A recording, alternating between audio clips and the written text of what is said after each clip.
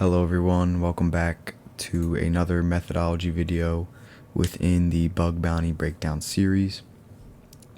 Today we're going over mass vulnerability scanning and the methodology behind that and different routes you can take along this methodology. So first, just a disclaimer, this video and presentation just serve as an initial reference for doing this research, and you should develop your own methodologies based on just this foundation. So there are four key parts to creating a methodology for this mass vulnerability scanning, and the first one is to define your target. So this target can be a company like AT&T, or it could just be a specific technology, something like IIS servers. And the difference here is that obviously if you're looking at a company, you're trying to only search for the company's assets and things that are in the scope for that company. But if you're doing some type of mass vulnerability scanning for a certain technology, you can find this technology running on multiple companies, which may offer bug bounty programs or responsible disclosure. So we'll get into the pros and cons of both of those later. Next would be to establish detection methods. So you can either use predefined templates from things like Nuclei, or you can make your own scripts using services like Shodan, which categorize web entities with their web technology. Another great tool for finding web technologies running on certain websites is Wapalizer. They show you the technology, the full tech stack running behind it, as well as the versions. So that helps you in identifying vulnerabilities for specific technologies, but also for specific versions. Now the next step would be to perform the scanning and data parsing. This is when we identify the technologies running on certain hosts or the infrastructure relating to a certain company. And from here is when we conduct, after we've identified what company or technology we are going against, then we use tools like Nuclei again to scan for the actual vulnerabilities. You could also do this through just Python scripts or however you have your proof of concepts for that certain vulnerability. But Nuclei has an extensive list and great templates to build off of. Lastly, you want to generate a report and ethically and responsibly disclose them.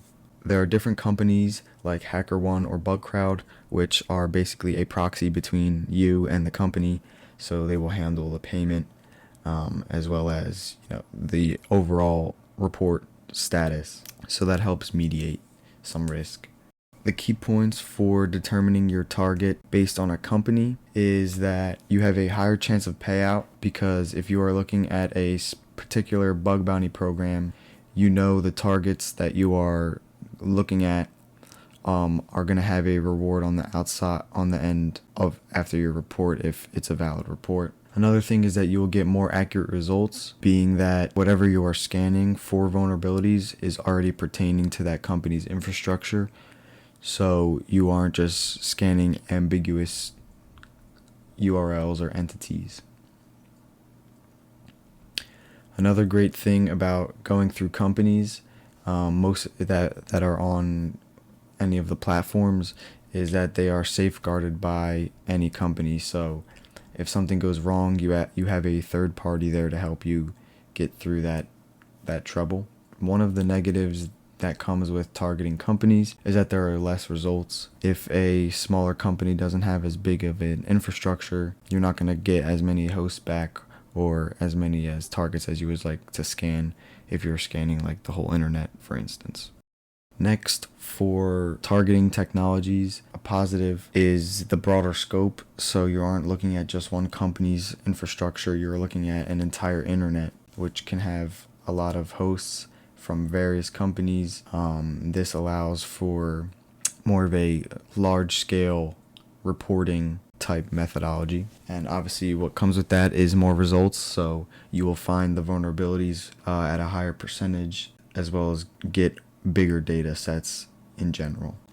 Now, one of the negatives or risky things about doing this scanning technology as a whole is it's semi-risky and kind of in a gray area, not in the legal sense, but at its basis, some of the companies will consider this type of research as a threat. So you must maintain caution when scanning against certain hosts and do it in good faith. And just be aware that there's always the chance of some type of legal concern coming out of this security research. Next, for detection, like previously mentioned, there are multiple tools or different scripts you can use to detect certain technologies. The main two that I would use if I was going to do this type of research would be Nuclei and Shodan. Nuclei first, being that it's template based, so that it's very easy to create and maintain the scanning templates so that you can update it to when new technologies come out or when something changes within the application.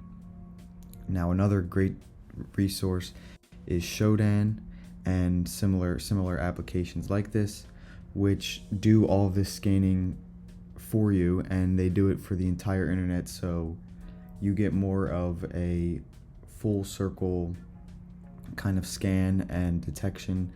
The only thing with these platforms is they don't go into as much detail as Nuclei say, because they don't build out the templates as detailed as Nuclei or some other would. Next, for scanning and parsing, there's a little checklist I created, which is very simple, but should help you analyze and gather this data neatly and properly. So the first thing that is extremely important, obviously, is the actual vulnerability scanning. So that's inputting your host into the scanner, running your scans, and then having that output. So from this output, obviously you're going to need to parse this output as well, but then make sure that the data has quality to it. So you want to try to get rid of as many as false positives as you can, as well as getting rid of informative bugs if you haven't filtered that out previous to your scan. Lastly is you want to parse this output, so whether that be making an additional script that sends it to a database or some type of notification system, or just outputs them into a certain type of report, you can kind of get creative here and handle this data however you wish. Lastly, the two ways of reporting these vulnerabilities is through a platform. So HackerOne, BugCrowd, Integrity, any of these will help you get your report sent, but as well as mediate those issues if the platform is managed by the company. The other way is through third-party messaging, so things like emailing or LinkedIn. These things have great benefits because it's a direct communication, but come at some negatives when you look at the gray area that previously mentioned with the technologies. Thank you all for watching this video. If you liked it, please like and subscribe. Look around in the Discord for some giveaways.